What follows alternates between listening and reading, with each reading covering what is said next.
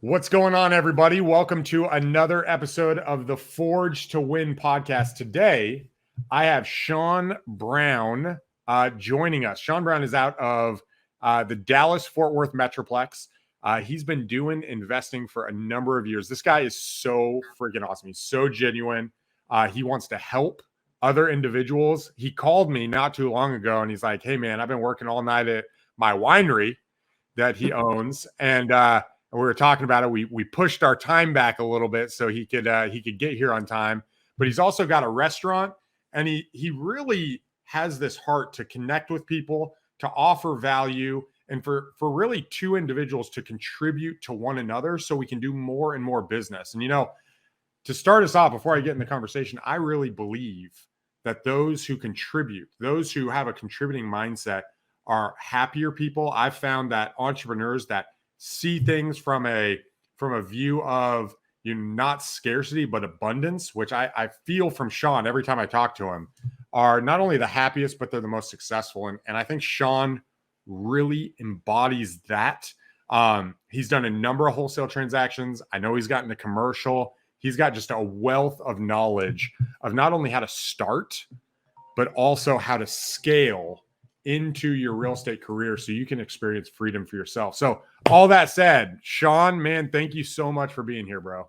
Nice, man. I appreciate it. Man, those are some big shoes to fill, man. I'm thinking back now. I'm like, dang, I have done all that. Yeah, bro. Absolutely, man. Absolutely. I'm excited. I know sometimes when we're going through our journey, so it's like, man, I'm dealing with all this stuff, I'm dealing with all this pressure and all this heat, and man, this went wrong and this went wrong. But in the midst of that process, like I've said on a couple other podcasts, that's how diamonds are made, right? And you look back and you're like, dang, I actually did all that. Like, that's cool. And being able to share that journey along the way, I think is just so powerful, because a lot of people feel like they can't do it, or they're scared, or they don't know what they don't know. And they're like, man, maybe I should, like I want to, but I'm not really sure. I think just sharing the journey, you realize I didn't have to know everything, right? Absolutely. You kind of failed along the way. So to start off, I want you to kind of set the record straight for the audience. Like, what does Sean Brown's business overall look like today? Like, what are your hands in? What are you doing? Okay. From a real estate perspective? I know you got some other investments we talked about with the winery and some stuff. What does your business look like today? Okay, got it. So what my business looks like is, first and foremost, I'm gonna take a step back, and I got this from you. Like, let's peel back the onion and take a step back and get down to the core. So I started when I was 16. I started in the work field at 16 years old. My first job was a company called Schlossky's Deli. Right, start there, and I was a regular kitchen crew member. I come from a family full of entrepreneurs. My dad has always been an entrepreneur as long as I can remember. My grandfather, so on and so forth. And I wanted to go a different route, right? I wanted to get a job, right? So worked here. I stayed there for about 10 years. I started as a crew member, got promoted to a shift manager, and then assistant manager and a general manager. Then, I had all my restaurants in the DFW. I was a training manager traveling from here to Vegas, everywhere, right? And then I had the opportunity to buy a franchise store, and things kind of didn't work out the way how we planned. And I knew something was different when the CEO, the vice president, the district manager was telling me, "Hey, Sean, you can do better." Right? I love that company to death, but they were always telling me you can do better. There's more out here. They seen something in me that I didn't see. So fast forward, one day, my buddy Tevin Jenkins sent me a video of a guy named Mark Witten. And he was talking about wholesaling. So, I watched the YouTube video. You know how we go down that YouTube rabbit hole. You're watching this one video, and at 2 a.m. you see some random crazy video. So that happened.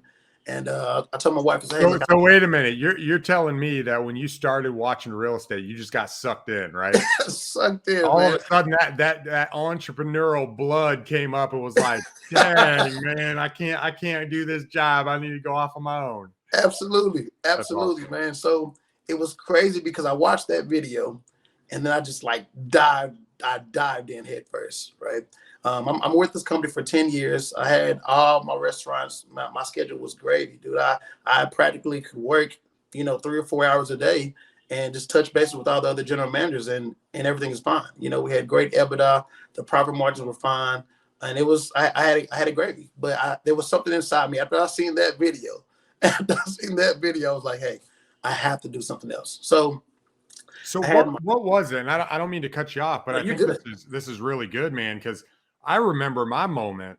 Yeah. Some guy's up on stage. I'm at this event. He said he made $18,000 in 3 hours, and I was like, "Yo, what? I'm working way more for 18 grand. Like, what are you talking about, right?" So, what was it? Was it a lifestyle? Was it a certain amount of money? Was it the work? Like, dude, you've got multiple restaurants going on, right? Yeah, absolutely. Like you said, you're living the dream. People are saying, "Yo, there's something more." Like, what hooked you to be staying up? It sounds like you weren't struggling necessarily inside with like, what am I going to do with my life? Negative. No. It was something else. Like, was it a dream that got birthed? Was it this idea of I could do more of my potential? Was it, this gives me the platform to accomplish something more? Like, what did he say? Yeah. What hooked you, and what were you thinking? This saying that I still believe to this very day, right? I knew that I was with a restaurant and I had multiple restaurants who were making great money. I could travel whenever I wanted, but at the end of the day, the name of the building was not my name, right? If I had a family emergency or something happened with my wife or my son or my mom, I couldn't do the things that I need to do because I was still tied down, right? It's like the golden handcuffs, right? So he said everything you do should be for your last name and not your first, and that sticks with me to this day. So I'm thinking, hey, yeah, I'm working with this. Say that again. Say that again. Man, that was powerful. Everything you do should be for your last name and not your first. So yeah, I'm here and I'm running all these restaurants. I'm opening stores and things of that nature. But I'm doing this for Sean, right? I'm not doing this for my last name. My son, this reminds me.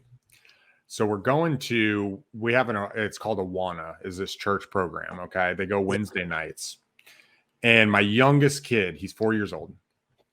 And I'm going to relate this to what you're saying. He's 4 years old and we're walking, and it just started. I think we're on week 4. I think that was just a couple days ago. And he's crying when we walk in. And every time we have this talk, we walk up, I say, "What's your last name? What's your last name?" And he's like, "I'm a Walker. I'm a Walker. I'm a Walker." And oh, there you go. You're back. Yeah. And I get him. I go, "You know what? Walkers do hard things. Like, you're a Walker. You can do this. You can do this. Look at me. You can do this." And he settles down and he walks into class. He's like, "I'm a Walker." But I love what you're saying there, because it's about more than you. Yeah. Right. It's about your name. It's about kind of this heritage. So now you're doing things there. Yeah. You're working for your first name, like what you're saying. You're involved. You're there. You don't have the freedom, and you decide, you know what? I want to craft this certain life. What's the next step, man? What happened? So I get into wholesaling, man. I start wholesaling. No, I start learning, right? And it's the difference between learning and doing, right? Because we can start learning and never do anything. I was not that guy. I ordered me some bandit signs, put some bandit signs out, did not know what I was doing, dude. And I think that's just the universe talking to you, because I got a deal within my first 30 days of learning, of seeing that video. I made a check for $12,000 and that was it. Put my 2 weeks notice in. It was crazy because I had a baby on the way. And I'm telling my wife, I said, hey, I know I've been here for 10 years, but I seen something different. Here's what do we call it? Some people call it like a shut up check. I don't know. But I say, hey, I got this check for 12 grand. She's like, what are you talking about? You've been with this job for 10 years. You got your own store. They give me opportunities to move to Atlanta and take over that market. And I was like, hey, no, this is done. It's time for me to work for my last name and not my first name. So I put my 2 weeks notice in, and then we went off to the races. Started doing deals, and now that developed into, now we wholesale. We do subject to. We do owner financing. I try to take all my wholesale capital and start other businesses. Now we have a winery. We have a restaurant that does, anywhere between 2.5 to 3 million gross a year. We have a daiquiri shop, and now it's just all about taking my income and doing things to work for my last name. That's my sole thought process. Dude, that is so powerful, because I think that moment that kind of like proved the process to you, Okay. right? It was the fuel. Yeah. And, I say this, so I've at my website, ronaldwalker.com, I have a course there, and a free course. You guys can go learn wholesaling for free. But in there, I talk about those who win. They're obsessed with massive action, right? Yeah. The ones who are not just obsessed in the industry, but they're obsessed with taking massive action towards results. Absolutely. And knowledge. There's three things, and I think you just touched on this, and I want to draw this out, is you need to know what to do, right? You need the YouTube University to learn. You need a step-by-step process, but knowledge by itself, there's a saying, knowledge is power, but knowledge is not power. Applied knowledge. Applied knowledge. Knowledge plus massive action equals power. And the way I like to put it, which what you said is, you took the bandit signs, which you learned. Yeah. And then you started planting that knowledge, that seed. You got a bag of seeds, and you started planting them in the marketplace. One bandit sign, a seed, a seed, a seed, a seed, a seed, a seed, a seed, a seed, a seed. And all of a sudden, one of those seeds popped up and sprouted, and you're like, yo, you started watering it. And all of a sudden, the fruit came out of it. And you're like, oh, dang, this works. I need to plant a whole bunch of seeds. I need to take this knowledge, and I need to plant it in a massive way. Absolutely. And then you win, right? And then you get out there. So I think that's so powerful, because you went out and you did the action. Mm-hmm. And guys that are listening, if you take one strategy, one thing, don't get overwhelmed, one thing, and just apply it, you'll get a fruit from it. And once you prove that to yourself, be uncomfortable until you prove it. Once you prove it, magic happens, right? You're one deal, and all of a sudden you're willing to quit a 10-year job. Absolutely. Dude, that's awesome. So you kind of took me back, and you kind of walked me through this story of how you got into real estate. Yeah. And you're working for your last name. When you're talking about working for your last name and going, like, what was the thing you wanted to work for? What was missing in this job? Why wasn't that for you versus wholesaling and that $12,000? Like, in what way did freedom or ownership, like, what clicked, right? Like, obviously it did, but what was it? What was it that it was like, you know what? I am making good money. I am making a future. Was it simply, I want my name on this? Was it legacy? Was it like, what was it that just clicked with you that said, all right, I'm going to prove this, and I'm going to lay that aside because this is better? Yeah, absolutely. So I'll be honest. I'm not going to be one of the guys that says, hey, I did this because I love helping people. I do this because of whatever the reason. So money was a part of the deal. But at the same time, with wholesaling or anything that you do, there's only a certain amount of money it takes to survive, right? Everyone has to put their idea of, what does my life look like? What does me being comfortable looks like? So after a certain dollar amount, you're actually good, right? But my thought process was saying more so of, I need my time back. Yeah, I'm having these restaurants, and I'm over here, and I'm working here, and I'm over here. Sometimes I'm training in Vegas. Sometimes I'm training in Atlanta. We have the opportunity to go to Russia. Yeah, that's all fine and dandy, but I'm here grinding, and my family is missing dad. I'm walking home like, hey, dad, who are you? So one thing is, I need my time back. And then what happens after I'm gone, right? After I'm gone, I need to be, not saying remembered by what impact financially I left, but what did dad do? Dad created something.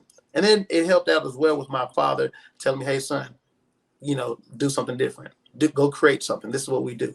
We're Browns. We create things, right? We create things. We this is what we do. So I just kind of didn't believe it. I didn't believe it. I hear my dad say this all the time. I hear my grandfather say it all the time. I see them create their There are things they always talk about generational wealth and giving down to the future. And I just didn't see it until that one thing clicked. I'm like, you know what? I can give this down to the future, right? It gets really, really deep as far as it's not even about money. It's about, hey, what seed can you plant to where it grows to a big, great, fruitful tree that your great grandkids can live off of. And they can say, you know what? Grandpa Sean did this. Grandpa Ron left this for us, right? And that's kind of that's really what it was. That's really what it is. Me and my kids till today, this very day, right? I have 3 boys. I have a 4-year-old boy, I have a 10-year-old boy, and an 11-year-old boy. Right? They look, hey, Sean's pretty young. How do you start early, man? Started early. But I talk to my boys to this day how, hey, guys, what we do is we're not selfish. We think about our great grandkids. And I know you're 10. I know you're 11. I know you're not even thinking about girls right now. But it's inevitable. It's going to happen, right? And we have to do something, put something in place right now today that we're thinking about the past, just like the other great names that we think of, like the Rockefellers, right? Like all these other families, it's not what you do for you, it's what you can do for everyone else. Man, that is so powerful, because when you start thinking that way, you change the identity from self-preservation to let's make an impact. Absolutely. Right? Let's impact the people around us. And I can see how growing up in an entrepreneurial family, like, I don't want this, but it's in your blood, right? It's like, man, I need to create something, and having that identity of like, man, I need to impact my kids, and I needed to go beyond I needed to go to my grandkids. Yeah. And having that thought process, part of the reason I started doing these podcasts and I started putting out this how-to was from a selfish perspective, and I'm actually in the process of creating family content that's not public too, because I wanted my kids, as they get older, right now, who cares? They barely know. They just know that I'm working, right? Yeah. But as they get older, if they want to start studying dad, our great-grandparents, I don't even know who my great-great-grandparents are, right? Well, I might have a picture in the drawer somewhere from old family photos, but my great-grandkids, there's this video, there's all this stuff. Like, if I'm able to leave that legacy, they'll be able to go back and study what was grandpa doing when he was 30? What was grandpa doing when he was 40? What was grandpa doing when he was 50? Man, look at the process. And if they want to replicate some of that, they can, or they can take those lessons and look to their forefather, per se, that I'm not able to do, and say, man, this is the legacy, not just the finances, but this is the hard work. This is the vision. This is where he was going. Look at these people he was interviewing and being around. Look how they were impacting in the community they were part of. Man, I want to be like him. Yeah. And that's kind of a selfish aspiration for me is, I want my kids. I was on another podcast. And I said this, I want my kids to see me as an example, not just that, I'm a great dad and I'm doing this, but that it's okay to work on having a great family life and pursue your dreams at the same time. Absolutely. Right? That you can do both, that you don't have to sacrifice what you really want for your kids or your wife or this or that. And it becomes this inward loop. It's no, we can accomplish what we want together as a family. And there's something really powerful about that on our road to freedom of, man, I want to do something a little bit bigger. It doesn't matter if it impacts only 1,000 people or more. I want to do something a little bit bigger. I think real estate, and the reason why I love real estate is real estate. I love what you said about money, because it only, at a certain point, your life doesn't really change. Sure, you can buy bigger things, but your life quality doesn't get that much better. And real estate allows you, I try to tell people, through my courses, through the stuff I'm putting out, I try to tell people it's not about, it's cool to scale. It's cool to take it all the way to the next level. And I've been in that phase. But what's really amazing is learning a skill where you could do 1, maybe 2 transactions a month. That pays you $15,000 to $25,000 a month, and you get to choose what you do with the rest of your money and the rest of your life. Like, being able to sit back and feel comfortable that no matter what the economy does, the economy could crash or it could go to the moon. It doesn't matter. no matter what situation, I've got a skill that I can go out and I can find discounted properties and I can find properties that will make wealth. And I can do that. I can do 10 transactions in a year with a fraction of the time than going to work a $40, $50 an hour or a hour a week job and still take care of my family at a high level. Absolutely. And you could be involved in your church. You could be involved in a restaurant. You could do a winery. You could be involved in, rescue of animals. It doesn't matter because you can choose to be involved as little or as much as you want. And I think your journey, bro, just what you shared with me, I think embodies my core like value in that. And I think that's so cool. So, the road, I would imagine, unless you're like some superstar and I wish I could follow the journey, but my guess is that your road has not always been, I know the exact path, right? Yeah. You did your deal within the first couple months. Mm-hmm. You jumped in. You're on this path to accomplish your goals, to work for your last name. I'm sure it didn't just all fall into place like like pieces of cake, right? Like baking it. What was a bad decision that you made that was very, very difficult to get through? And how did you handle that? And what did you learn out of it? God, man, you take me back, man. Flashbacks, man. Don't mean to give you PTSD, bro. I mean, come on. I mean, we can go to therapy if we need to. So, it's always good to do a self-evaluation. And I love that, right? I've always been really good at thinking and taking a step back and just zoning out and thinking, hey, Sean, are we doing what we said we were going to do, right?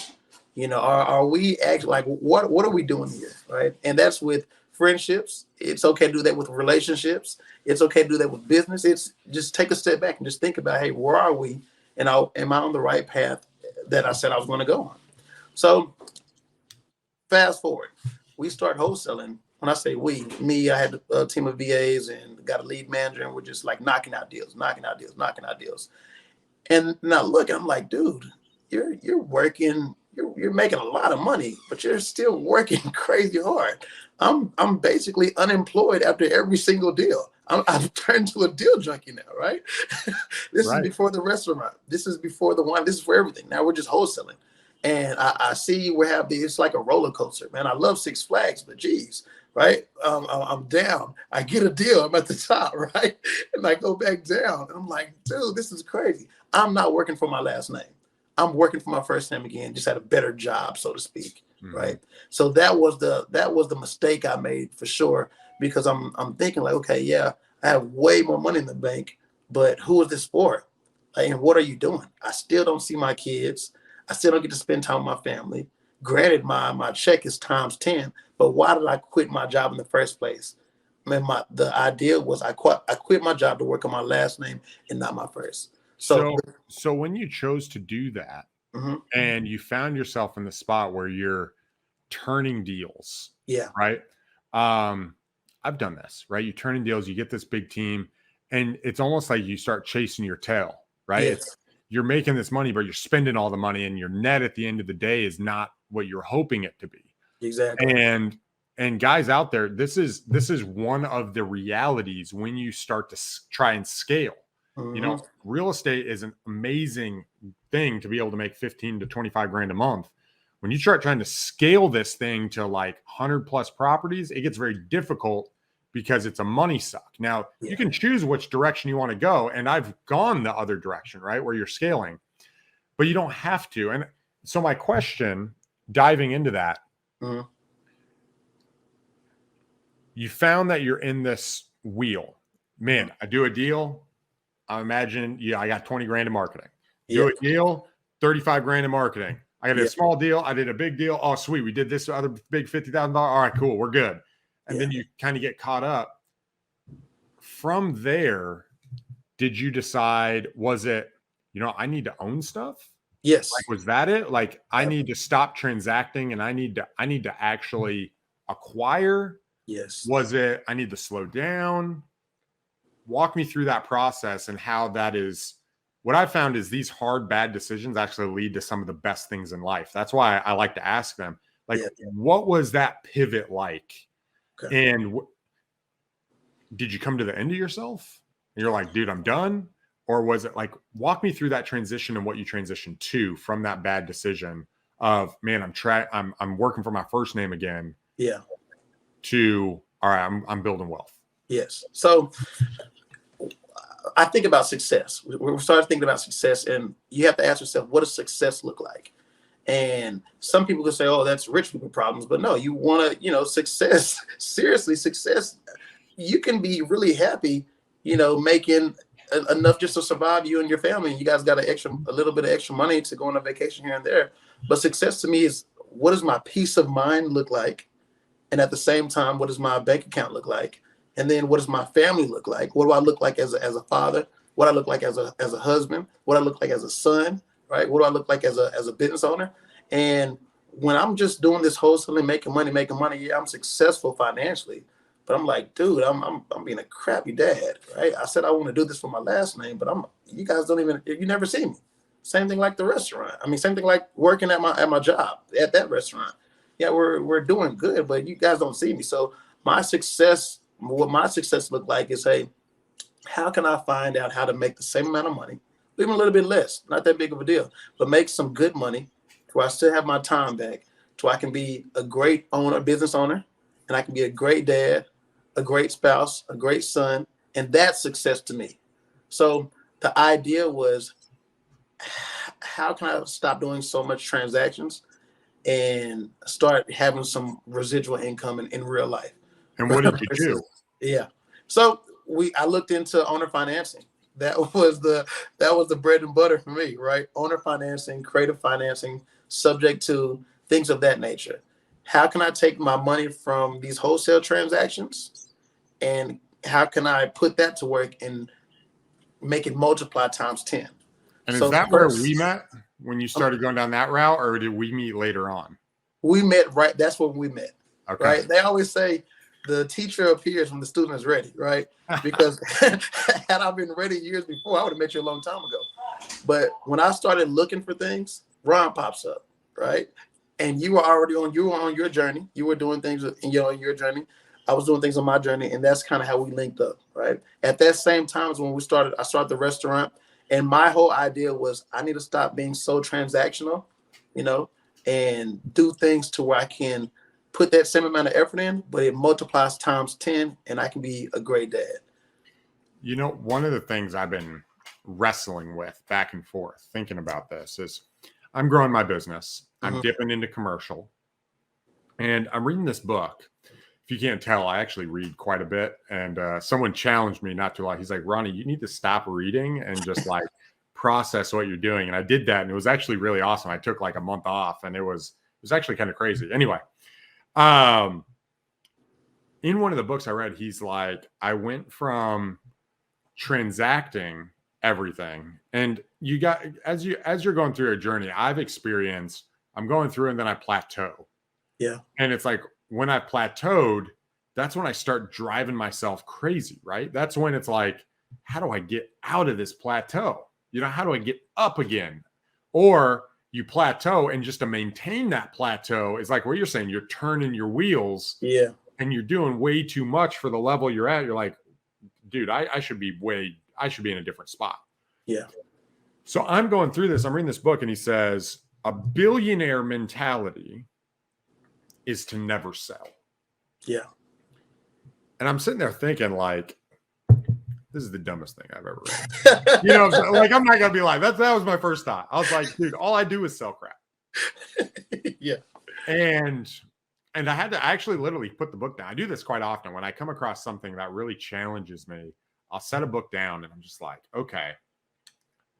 Because I don't agree with everything I read, by the way. If you agree, there's a Chinese quote. It's like, if you agree with everything you read, you probably shouldn't read. Okay. Yeah. So like, don't agree with everything, but allow things to challenge you and implement. So I'm sitting here thinking about this, and I'm like, man, I've been doing this business for 10 years. Mm-hmm. I've done now, I'm pretty sure this year I crossed my 500 property mark, like nice. Have transaction 500 properties. And I'm looking back, I've sold a couple portfolios. We got back, and I'm like, okay, A billionaire mentality is they own businesses, they own large properties, and they have cash flowing assets that they don't get rid of. Yeah. And part of that in the refinance process is they get tax-free money from it. Mm-hmm. And so I'm looking back and saying, okay, how can I take that to the next level? Because real estate at this point is my active income. I've been doing real estate for 10 years now. It's my active income. Wholesaling is that active income. And it's easy for me, at least, to get seduced into that next 10, 15, 18, $22,000 check, right? It's much harder to be like, you know what, let me turn this property into $700 a month. It's like, well, it's going to take me blank. There's all this thought process that goes through. Mm-hmm. So when you transitioned into the owner financing game and we started talking about going to owner financing and going to owning this restaurant, how did you balance wholesale versus I'm gonna buy this crap and I'm gonna hold it? And did you create a very specific criteria of what you were going to do and you just were disciplined and stuck to it? Or was there something else? How did you segment your own personal income from the actual assets that you wanted to build? To your goal is not to be a billionaire, at least I might be, but to build your last name and the ownership of I'm creating this lifestyle. What did you do to separate that? With everything, I think everyone should start with the end in mind. So my end goal was, hey, Sean, what do you want to do? Do I want to own 1,000 houses, or do I want to own a few small apartments and call it a day, right? And in Texas, well, we won't even talk about that, but my idea was, hey, I wanted my long-term wealth, right? And I wanted my long-term money to come from storage units. I wanted them to come from small apartments, things of that nature. And I wanted my cash flow to come from wholesale and owner financing, right? I wanted wholesale and owner financing to take care of my day-to-day life, my sushi with my wife, my groceries, my clothes for I wanted that to take care of that, right?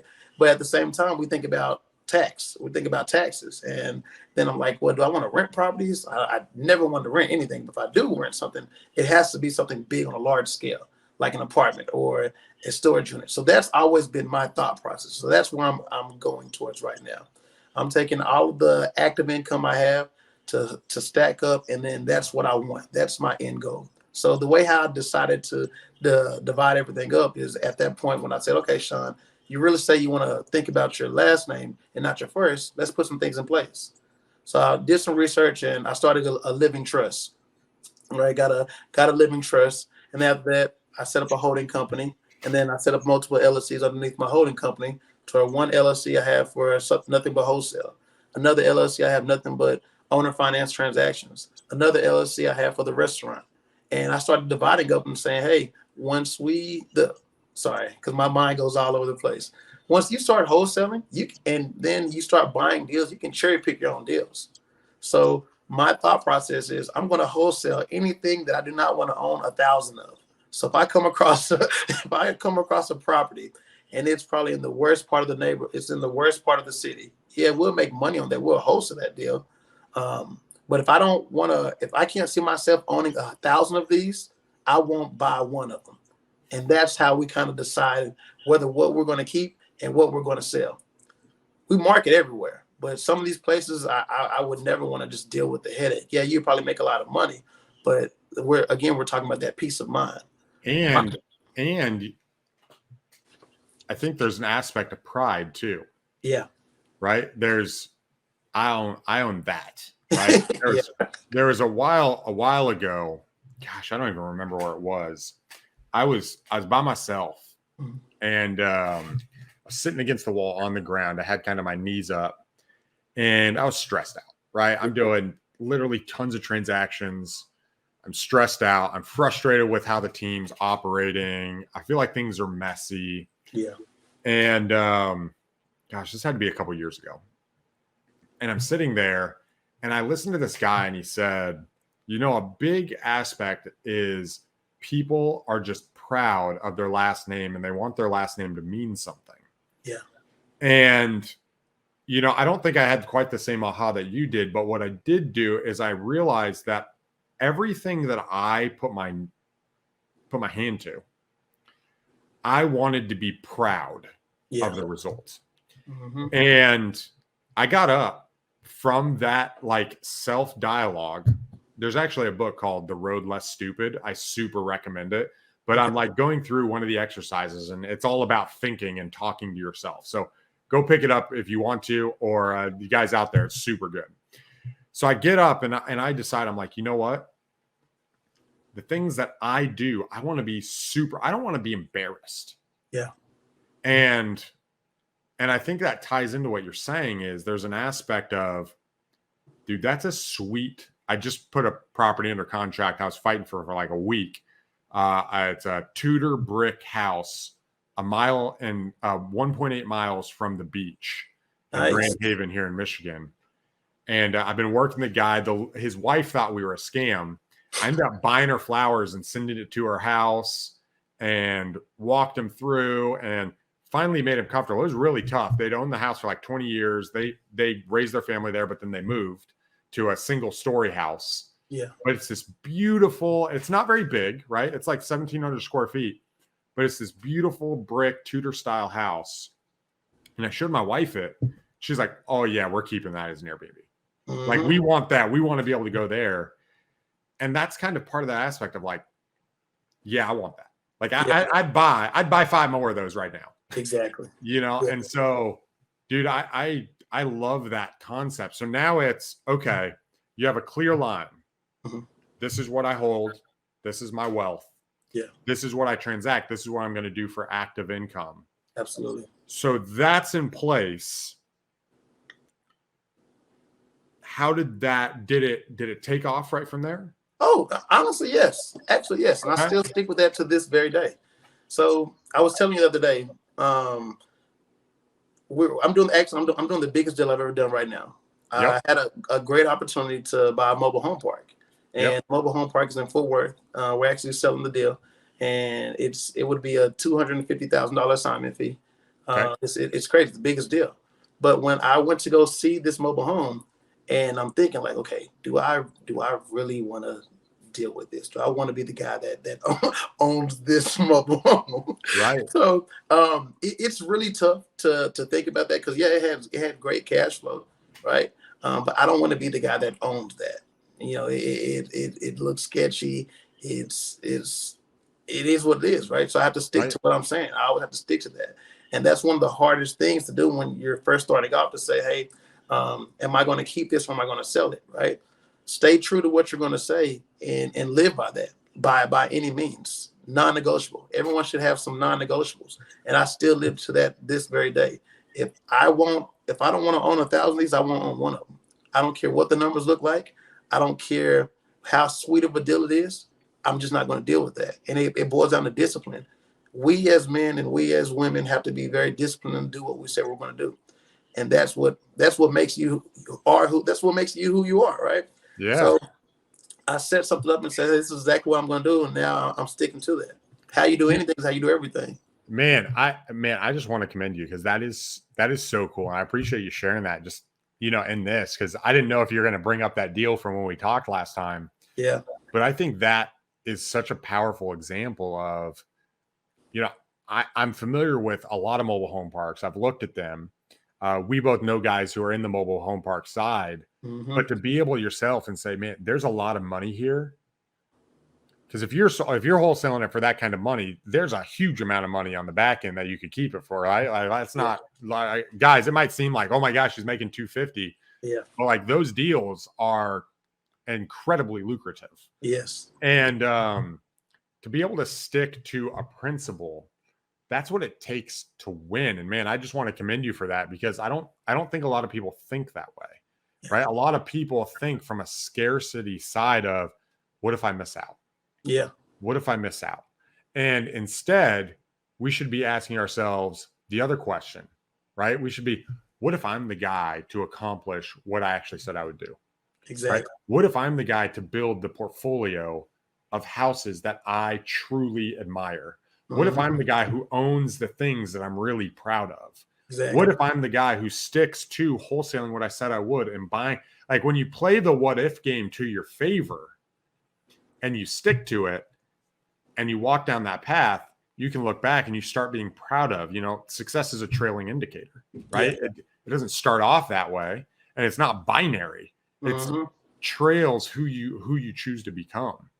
So tell me, dude, this is a freaking awesome conversation, by the way. Let's do it. I love this guy. I hope you guys out there are enjoying this as much as I am. I am learning myself a ton and just being challenged, even in my own path in front of me. I've got multiple like deals and things that are in front of me, not just real estate, but paths, and just really challenging that mindset and getting into the principles of, because I've been writing down, actually, I have on my wall over here some of my core values, but then I've been outlining principles that I want to live by. Absolutely. And really detailing those principles. I read the book, actually, it's called Principles by Ray Dalio. I think it's over there. It's up there. And just realizing, okay, what principles do I want to be my guiding stars? And that's only something that's personal to you and to me and to what direction, but then staying true to them, even if they're not. I think when people think of principles, they think of like moral obligations, but that's not what we're talking about here. We're not talking about ethics. We're talking about, what do you want and who do you want to be? Yeah. And how do you want to make your money? And then picking a lane and staying to it and not getting distracted. That's how like real wealth is made. So you shared with me a bad decision about just getting caught up in the transactions. What is something you would say you've done over the last 5-6 years that you are super proud of? That was like an incredible decision that either took you to the next level or something you created a process or a system around that you're just really, really proud of? It might sound cliche, but it's okay. I'm proud that I'm being the man that I said I was going to be, right? And it gets really, really deep. We're talking about discipline, right? And most of us lack discipline. I was the guy that lacked discipline. I used to box when I was younger, and I stopped boxing. I gained so much weight, man, and I stopped working out, right? I've mastered the art of being very disciplined, right? Unpack that for me. What do you mean? Like, how do you master the art of being disciplined? What does that mean? Think about it like this, right? Most of us, we don't need advice. We know what we have to do. We need discipline, right? We know that we should exercise and eat healthy to live a healthy lifestyle. We know that if we want to develop ourselves, we should read. We should, cut off the phones, cut off the TV. We know what we have to do, right? It's just we're not disciplined. We lack discipline. So with me, it was making a plan and say, hey, this is what I want to look like. This is what the 40-year-old Sean looks like. This is what the 50-year-old Sean looks like. And what is that roadmap to get there? What do I have to do? I'm going to have to stop hanging out with guys that don't have the vision that I have. I need to start joining masterminds, right? I need to start putting myself in positions to where I say, hey, if I look up to Ron and I say, hey, what would Ron be doing right now? If I look up to Grant Cardone, if I look up to my pastor, whoever you look up to, if you put this vision of what do you look like 10 years from now? And then everything that you're doing day to day to day, am I doing today what will get me where I need to be in 10 years from now? And if it's not there, then hey, cut it out. If I want a 6-pack abs, I'm working on it, but I'm not there yet. But if I want that, right? Can I take down this whole pizza, that I shouldn't be eating, right? So you just have to stay disciplined and say, hey, what am I going to do? What steps do I need to take to get there? And then do it. That's one of the things that my father put into me and says, hey, Sean, it's not hard. You know what you have to do. Just do it, period. And he's big on putting that period. And that's kind of like you. When I met you, it was more so like, hey, Sean, it's just do it, just get it done. Just do it. And having that get it done mentality and making a plan and sticking to it, that's one of the best things that I've ever done. And that has changed my life times 10.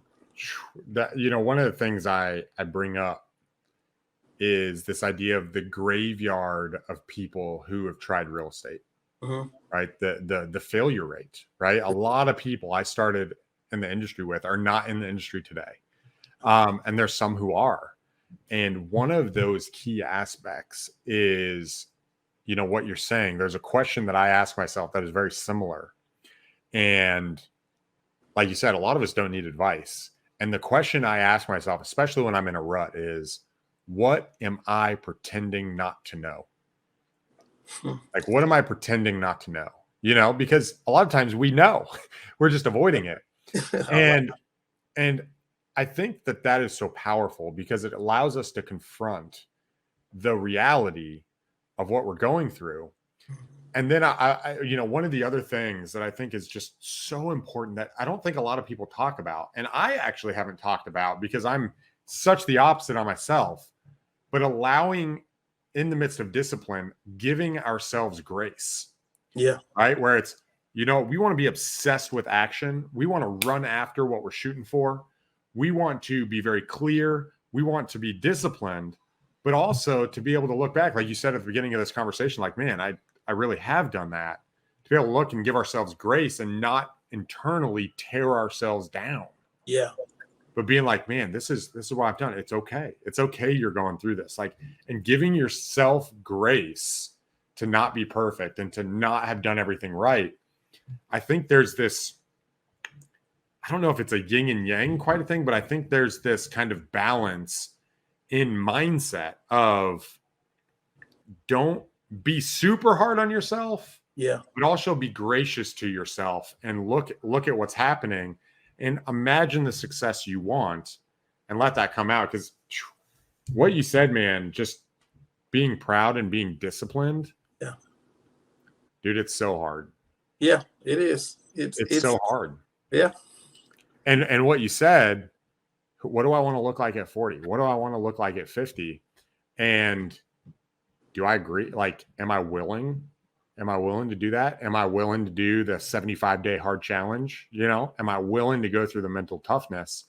And guys, how this relates back to real estate is a mental game. Like, it's a mental game. And that might seem weird, but I know so many people who struggle with analysis paralysis. If you're out there and you struggle with just learning and feeling like you don't know, it's a mental game, right? If you're not taking massive action, it's a mental game. It's not, you don't know what you don't know. Yes, you need knowledge. You need to connect with people and you need to get in front of properties so you can negotiate and get a deal.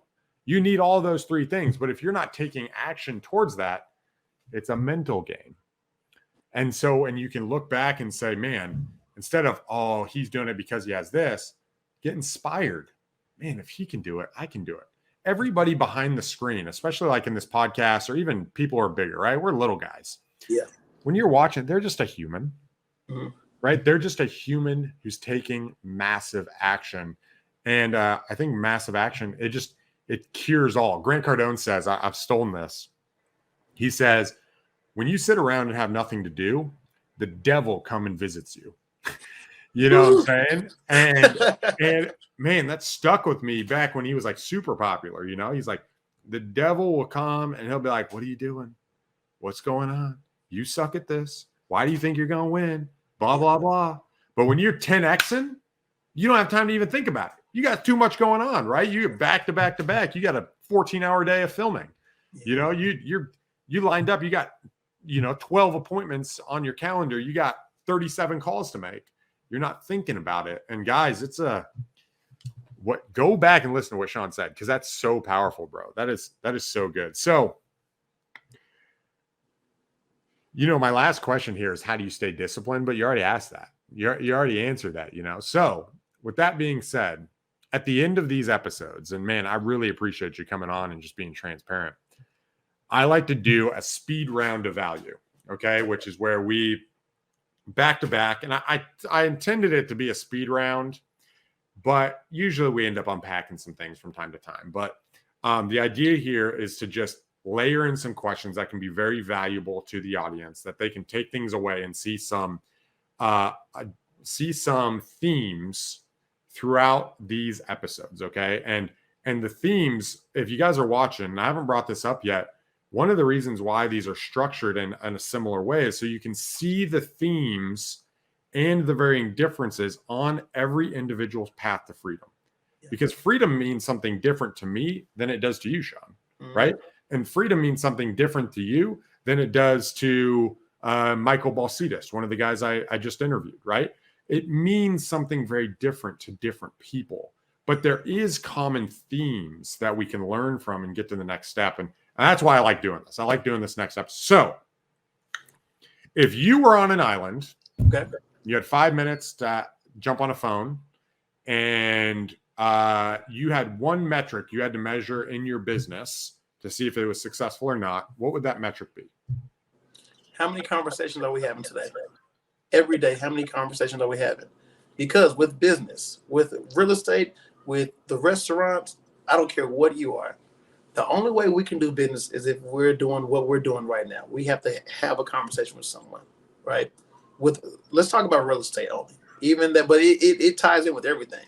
Right. How many conversations are we having today? Because the only way I can get a piece of paper signed that's going to give me the opportunity to make money is I have to have a conversation. Some people are really afraid to talk to people, but this business is all about talking to people. We got to get out there. We got to get out that shell, right? So if we can have a ton of conversations, it's inevitable for us to get a deal. Whether that's a wholesale deal, a subject to deal, or owner finance deal, we need to have conversations. So the first thing I'm saying is, hey, how many people have we talked to? And this is how many more conversations we need to have. And if we do this for the next 7 days while I'm out here in the middle of nowhere, we're going to be having a deal soon.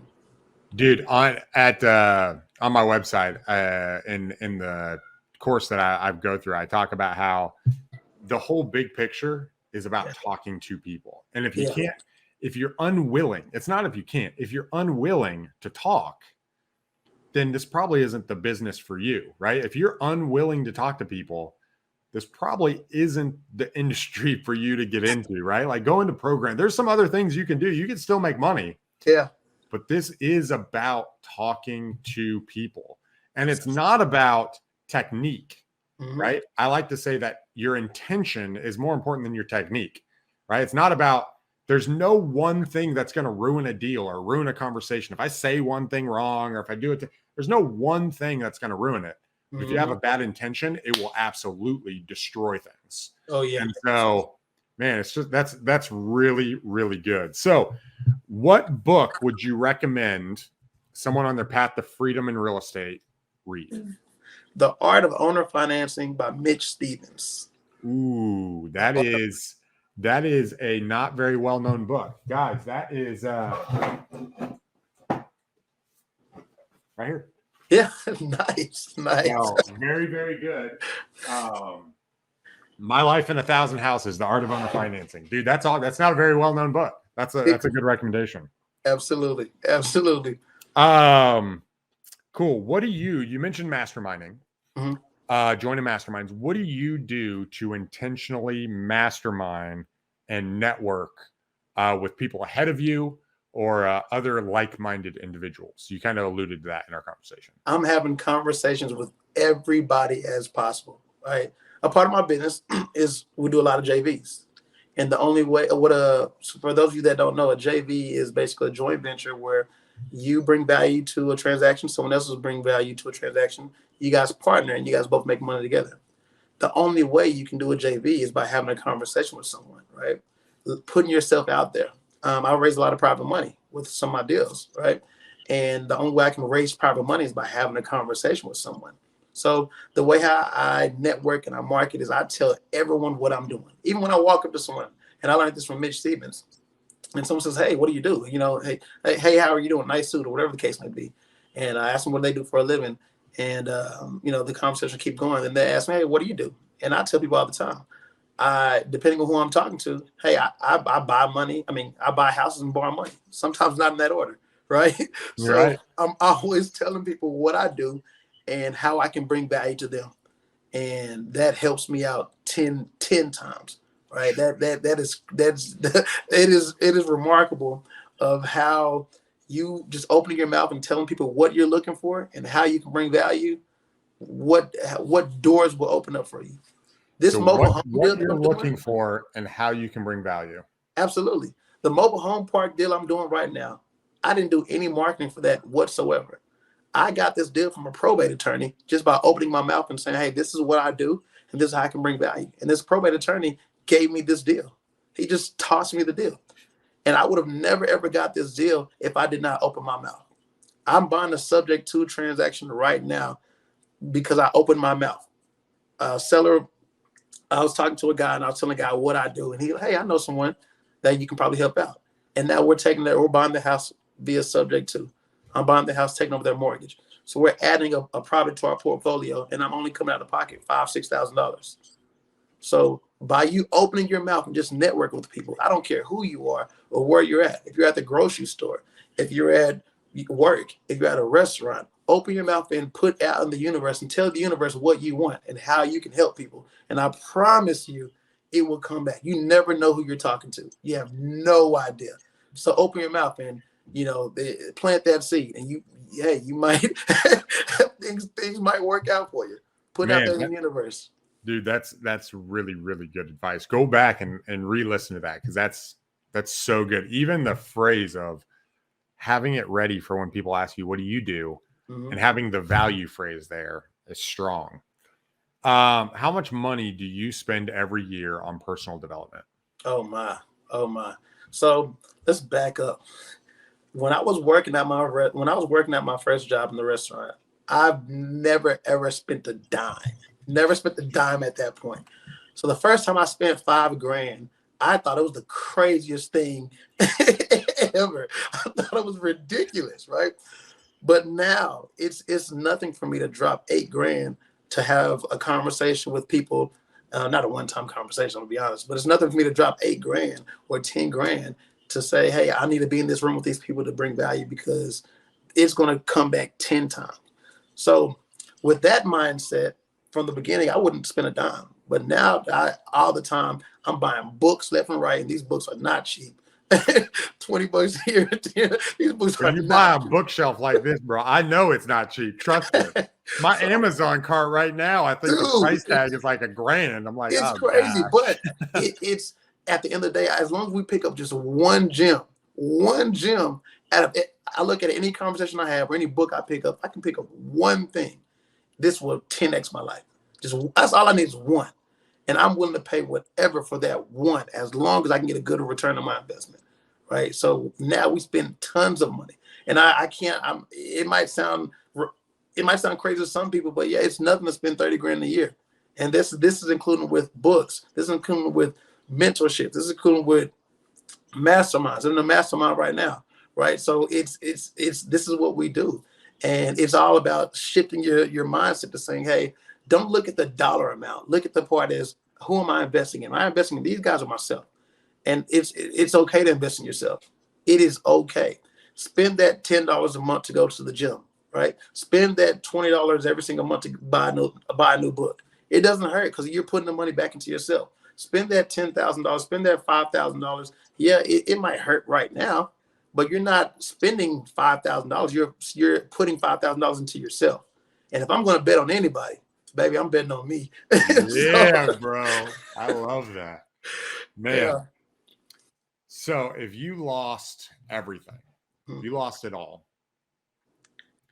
You had to start from ground zero or even below ground zero if you had debts. What would you do?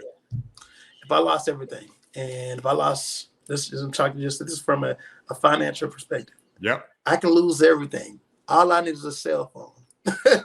All I need is a cell phone, and I will bounce back, hands down.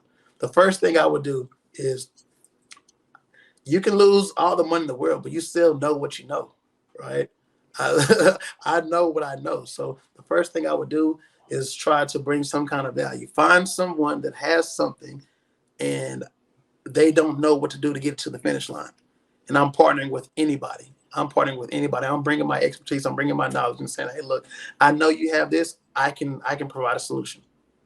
Let's think about my buddy, right? He's buying a subject to deal.